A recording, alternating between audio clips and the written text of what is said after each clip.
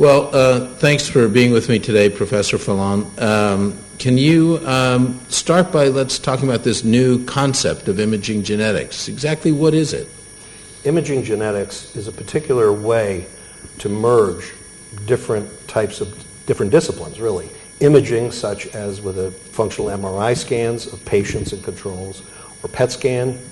EEG doesn't quite count, but it's usually thought of as being merging functional imaging and some structural imaging with a genetics analysis. Now, that can be of various types, but the most powerful one seems to be using a gene-wide scanning, and then merging that with clinical psychometric scores. But you just can't put them together. You have to put them together with a mathematical model.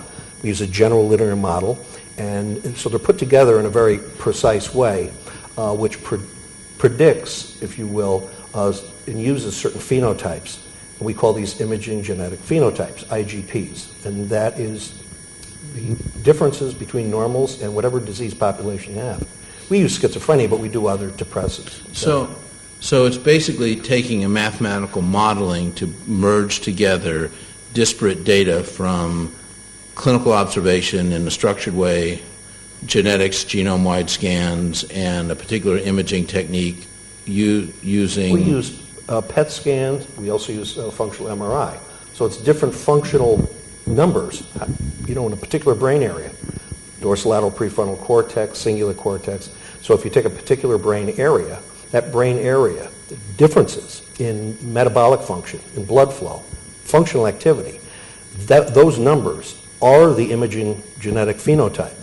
That number, which is the dependent variable in the equation, depends then on the diagnosis and genotype, interactive terms. So we do this across all the brain areas that we have imaging data on, and then just do a genome-wide scan and to see at a corrected p-value, usually 10 to the minus fifth to 10 to the minus eighth, of those hits. So out of maybe 500,000 SNPs, we could, for example, get 50 significant hits, and then we have to take those and then run them through an independent sample again to verify them. Verify them. So are there particular diseases that have proven to be especially of interest using this technique?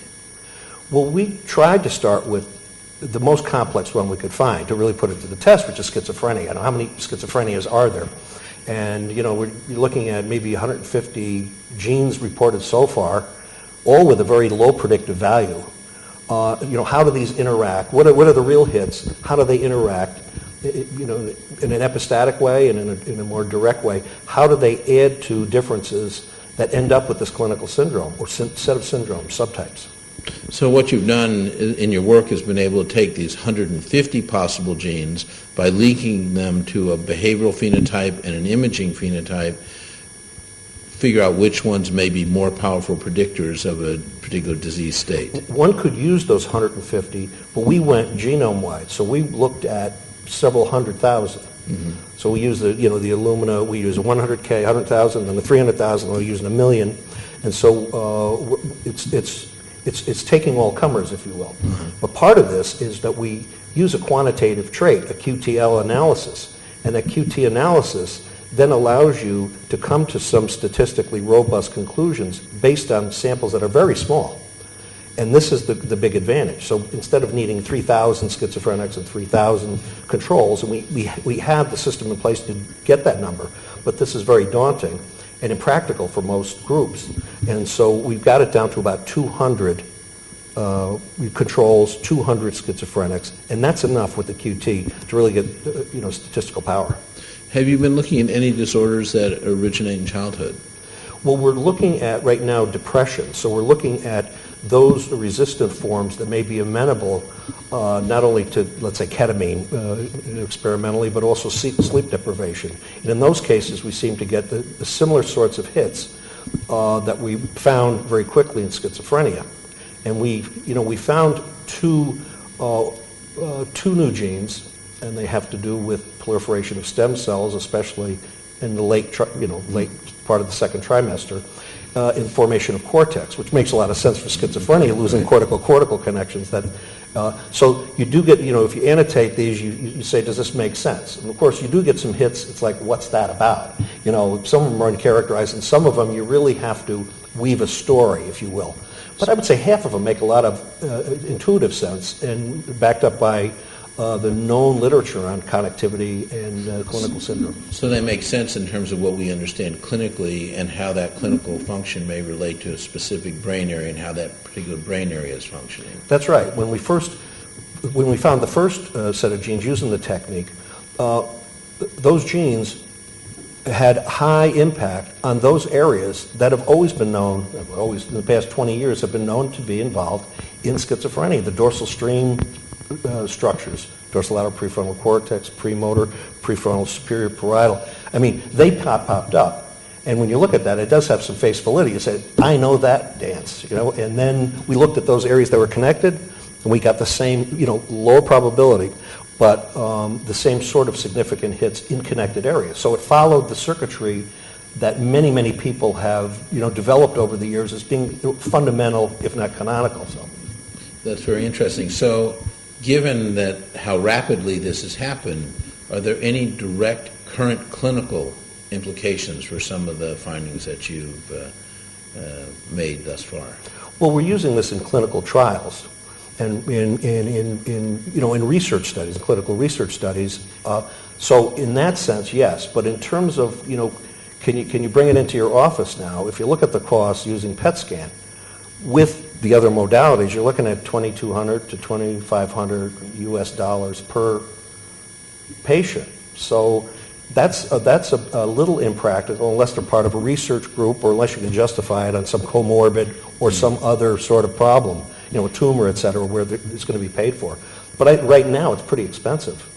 Even though it's expensive up front right now, even though the costs are coming down, it probably will be too much for most people.